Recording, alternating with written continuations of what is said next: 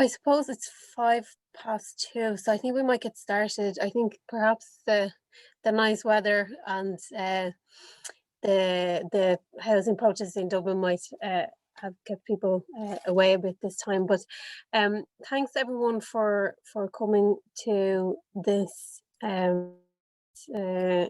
educational today. So this is the I don't know what number we're on at this stage, but it's the continued educational on James O'Toole's book, The Irish State and Revolution, and today, and how can the Irish state be so corrupt?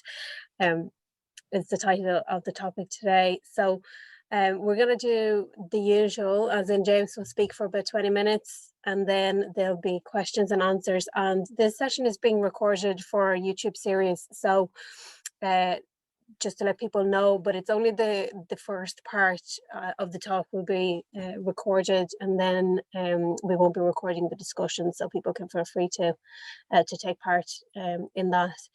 And this has been organised by Rebel Telly and the Red Network. You can find us at Rebel Telly on all the social media, and our brand new website, rednetwork.ie. You can find more information about us there as well. So yeah, so I'll leave it up to James to start, and he'll be talking for about 20 minutes. I mean, if you listed every single example of corruption that's ever taken place in Irish society, we'd be talking for about 30 or... Last year when COVID hit, Varadkar gave this big, speech about people coming back to Ireland and being on call for Ireland. And it made it seem like all these people who had migrated during the austerity years were being called back to Ireland and would be well treated, and employed by the HSE.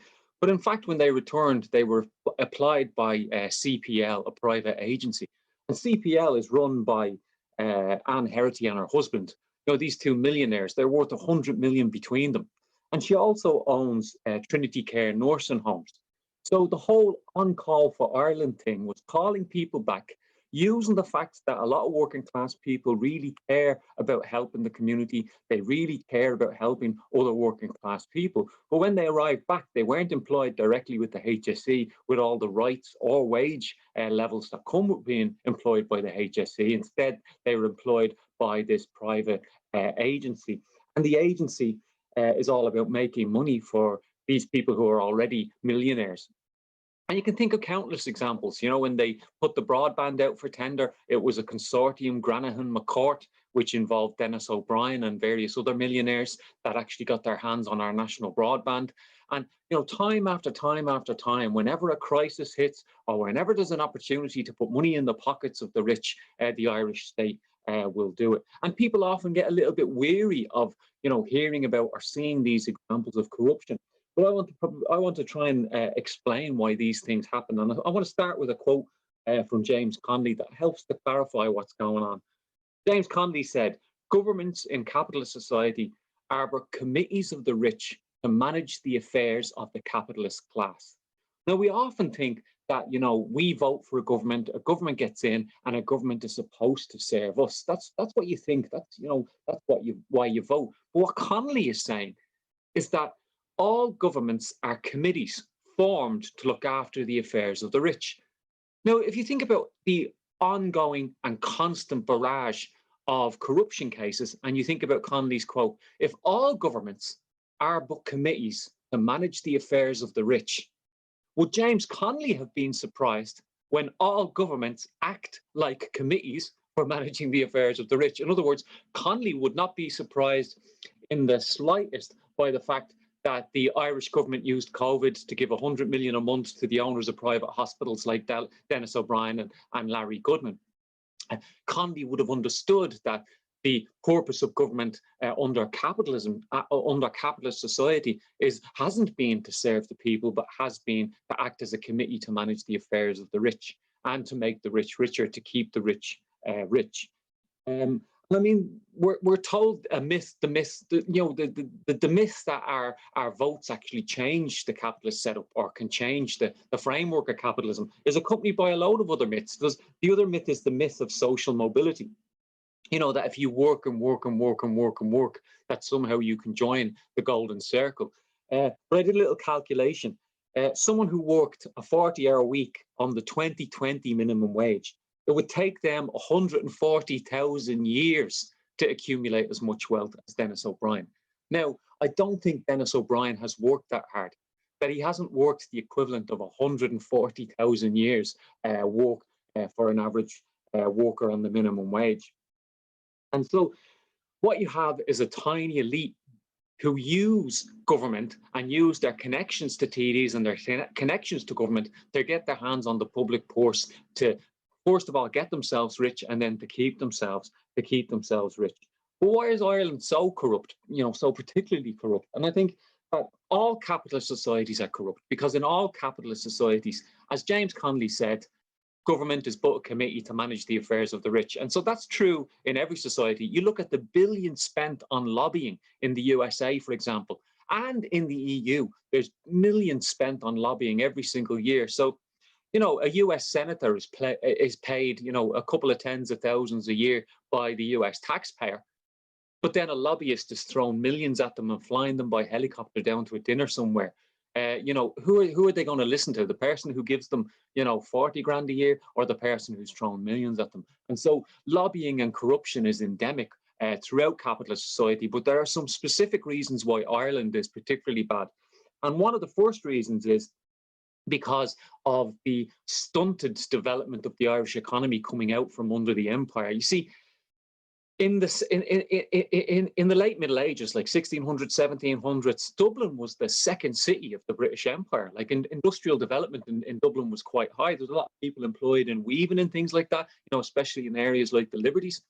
And as capitalism developed in Britain, they intentionally smashed any industrial development in Ireland. So when the Irish state first came out from under the wing of the British Empire, you know, in the 26 counties came out from under the wing of the British Empire, our economy was very backward. It was predominantly an agricultural economy. So when capitalism got going in England, the big aristocratic families and landowning families in Britain could switch to buying factories and buying up raw materials, because they'd accumulated wealth over centuries from, you know, basically pillaging the entire world. The Irish ruling class weren't starting with centuries of pillage behind them. And so they had to accumulate that initial wealth, or that initial capital, to get their businesses going by raiding the state treasury. So actually, if you wanted to become a successful Irish capitalist in a backward economy, the state treasury was a place where there was a huge chunk of money, a huge chunk of seed capital, a huge chunk of cash that could get you going. And courting the political relationships that could get you access to that money was a pathway to becoming a capitalist. And that is particularly true of, you know, countries where the economy has been underdeveloped, or the economy has been held back, as ours was by the British Empire. And so our ruling class found themselves in a situation that the older ruling class of Britain didn't quite find themselves in. And so courting those political relationships meant that Golden Circle, or the ruling class in Ireland, were a very tight-knit collection of people who ran the economy in terms of small businesses, in terms of bigger businesses, but the people who ran the political system and the connections between both. I mean, the first government in Ireland, Cumann de Gael, promised that they'd you know, introduce clean politics, but people like Kevin O'Higgins, who was actually referred to William Martin Murphy, the owner of the Independent, infamous because of the lockout. He referred to William Martin Murphy as Uncle Willie. So these people were all about getting people from their own class into positions of power. Kevin O'Higgins and people like him, the people that formed the first Free State government of Ireland, they saw the state as a means to defend the interests of their class. They understood that the Irish people had risen up during the revolutionary years from 1918 to, say, 1922-23. But they also understood that they had to build a machine, a state machine, that could push the Irish people down, that could, you know, put the Irish people, working class, back in the box after the revolutionary years, and keep their tiny little elite in power, and protect the wealth of the elite against the majority of people having any influence over that wealth. And Fianna Fáil, obviously, they emerged from the anti-treaty forces, so they had an aura of gun smoke and radicalism about them, and they promised that they'd offer an alternative to Cumann na Gael, to the first Free State government. But when Fianna Fáil got in, they just adapted to the existing machine. In other words, their aim wasn't to change the machine. Fianna Fáil, even if they were genuine in their claims, that they wanted change, they saw change as about capturing the machine and then using it to bring about the change that they saw fit to implement. But actually, the machine captured them rather than them capturing the machine. Fianna Fáil became the voice of the Golden Circle and the voice of the ruling class. They bought up the Irish press. De Valera had a close relationship with Archbishop McQuaid, who wrote huge sections of the Constitution. And Fianna Fáil became notorious for corruption because access to that state treasury, access to those funds that would provide the initial capital to get your business going, the way to get access to those funds was to court a relationship with a Fianna Fáil TD, and everybody knew where to go to court that relationship and get your hands on those funds. And so the growing Irish capitalist class and the political elite, had a very close-knit and corrupt relationship. But also, the fact that Fianna Fáil didn't provide any welfare, that there was no real welfare provision in the first few decades of the existence of the Irish state, and welfare was left to charities, it was left to church organisations, and they left the church in control of the schools and hospitals. But what happened was that, sometimes you think that when people are impoverished, it will make them angry and make them rise up. But sometimes when people are so impoverished and so beaten down, actually they go to the local Fianna Fáil politician on their hands and knees, and they beg for housing, or they beg for a medical card, or they beg for whatever little scraps they can get for their family.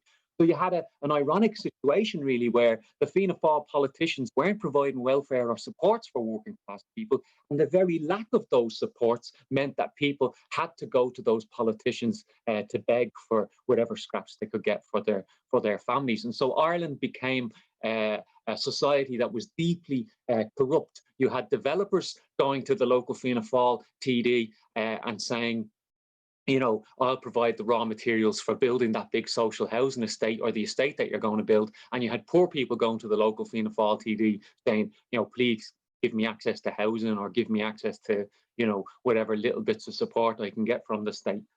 When the corporations came in the 1960s and the economy started to expand, the kind of courtship or the relationship between the economic elite, between the Irish capitalists and Fianna Fáil, the Irish political class, both forming kind of two symbiotic halves of one golden circle, that relationship was amplified and multiplied. If you think about the amount of corruption there was, when you've got an Irish ruling class who, on an international scale, aren't really like a big mafia gang. They're not big players. They don't have a lot of money to throw around. And then suddenly, these huge international corporations sweep in.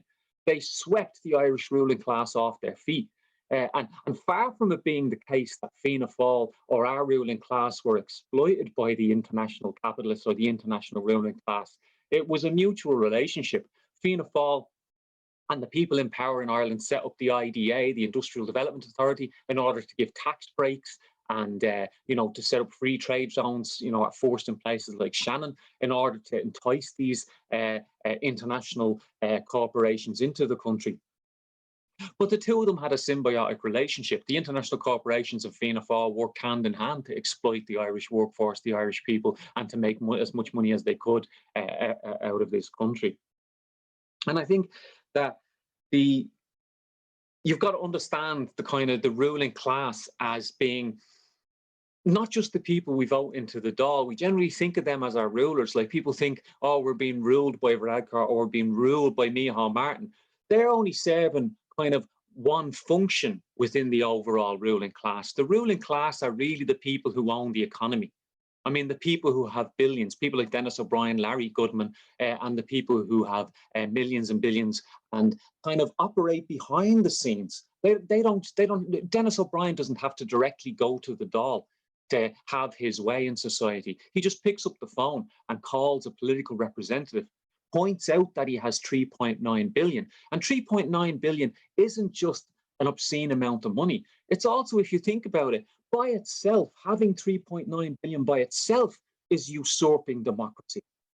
In other words, by having 3.9 billion, you can employ so many people that you can threaten to take, a huge chunk of the economy down. And every politician is going to be in fear of you, and every politician is going to be listening to what you have to say, as opposed to, say, someone from Fatima Mansion's flats or someone from a rural town. Our vote or our voice or our influence over the politicians isn't as powerful as the man with 3.9 billion. So they have a huge amount of control over people that they can employ with that amount of money, control over the political system because they're so integral to the economy. So having billions is actually anti-democratic in itself. Without doing anything else, even just having billions is anti-democratic.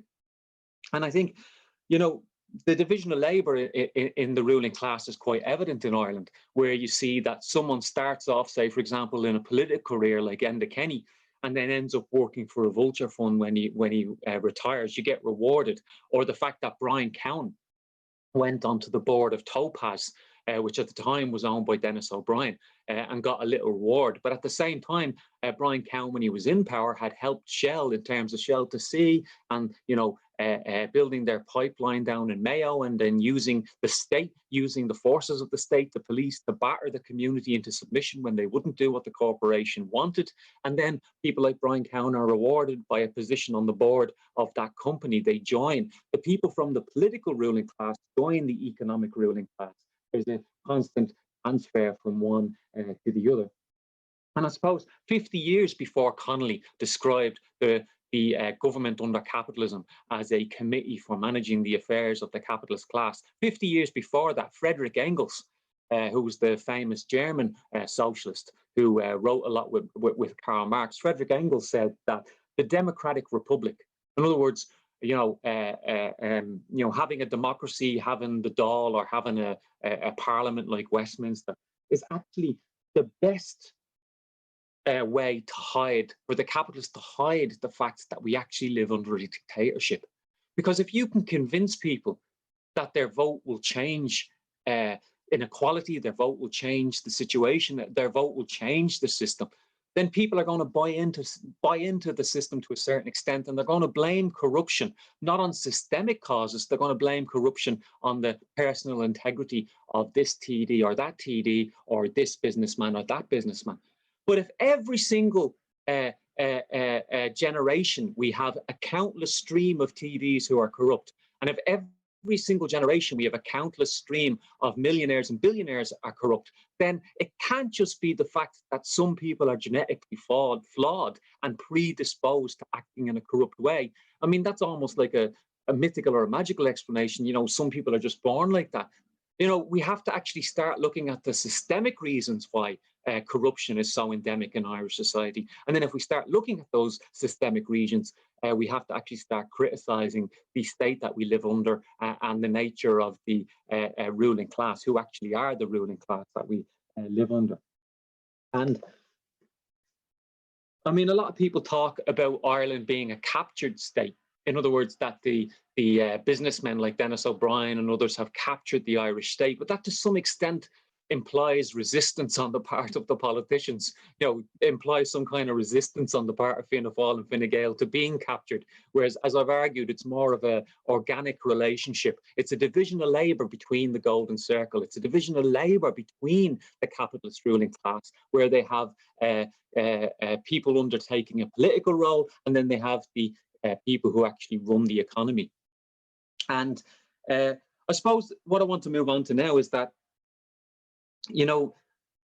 that in 2010, Task, which is like a kind of a left-wing NGO kind of think tank, Task did a thing called Mapping the Golden Circle. And it was very useful. There's been some changes in the last 10 or so years, but it's still a very useful document. You could look it up if you want to, just TASC, Task, Mapping the Golden Circle. And it's very useful because it shows that in 2010, 39 people had 93 directorships on 33 of the biggest banks and public bodies.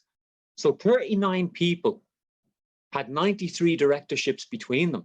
In other words, they had 93 seats, they had multiple seats. Each of the 39 had multiple seats on multiple boards on 33 of the biggest banks and public bodies. In other words, this division of labour I'm talking about, where the political sphere and the economic sphere are run by one ruling class, is really evident here, where you have a tiny group of people, 3 dozen people, who are sitting on dozens of boards of both public and state-run bodies, but also of capitalist companies.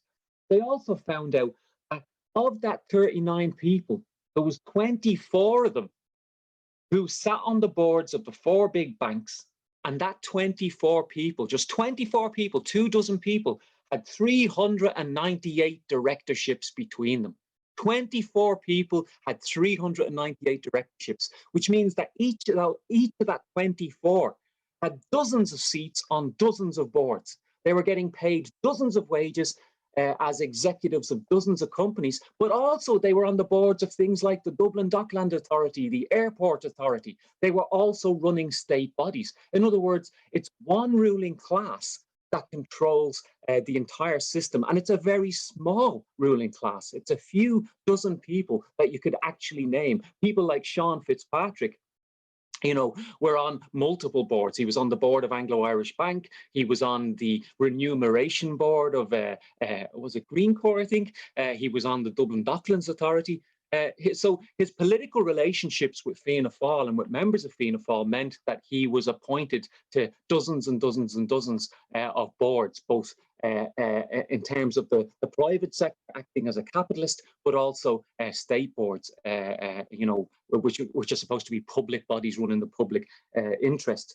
And so I suppose, when people talk about Ireland being a captured state or crony capitalism, I think you have to understand that there's no reluctance among our TDs to resist being a captured state. And I think that the bribery is really just hidden lobbying. In other words, there's legal lobbying. Like when Michael Noonan met the Vulture Fund 65 times, he had lunch and dinner with the Vulture Fund 65 times, and they told him explicitly that any legislation that curbed or capped rent wouldn't be in their interests, and they'd pull their millions out of the country. In other words, they used their millions because it's under their control and the millions aren't under our control. Again, the point about millions and billions being inherently undemocratic, that ownership of those millions and billions by individuals is inherently undemocratic. They can persuade the ruling class to do what they want. Not that our ruling class in terms of Fianna Fáil and Fine Gael are reluctant to do what these people want, because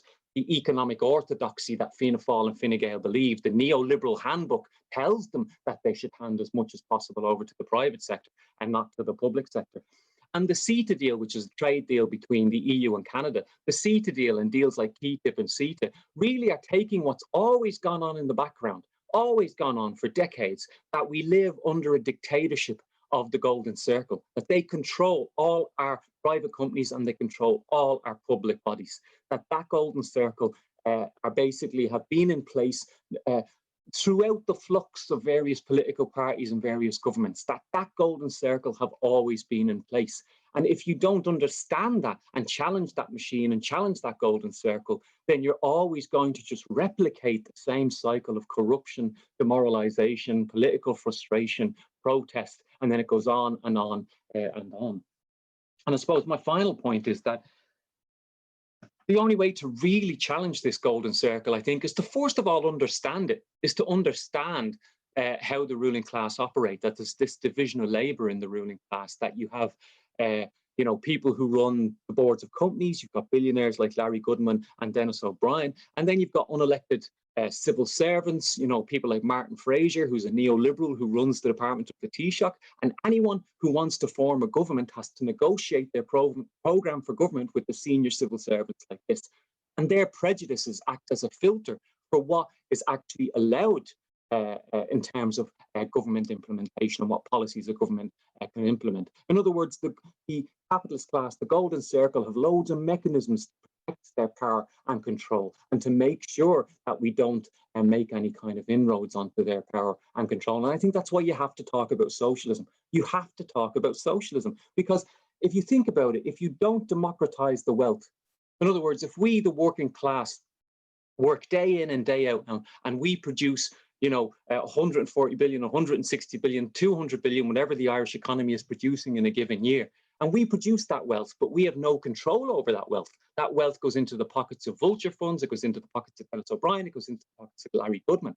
That's not just making them richer, it's also making them more powerful. It's also inherently undermining our democracy and inherently anti-democratic, because it gives these individuals obscene amounts of power over the political system. And so the only way to stop them having that obscene amount of power is to democratize control over the wealth, and democratizing control over the wealth rather than just voting for who we put into the Dáil. That democratization of the wealth, there's a name for it, and it's called socialism. So I think we have to start talking about socialism. And I think you can use all these decade after decade, generation after generation, all these examples of corruption to point out to people that maybe the change we need needs to be more than just a change of government. A change of government would be good. You know, it would be great to see Fianna Fáil and Fine Gael gone. It would be great to see a left government. I'm really enthusiastic about the prospect of a left government because it would weaken the establishment. But I tell you what, if we don't finish off the establishment, if all we do is weaken the establishment, they will come back because they have their millions and their billions. They control the media, they control the civil service, they control the judges, they control the senior generals in the army, they control the police chiefs, and they wrote the constitution.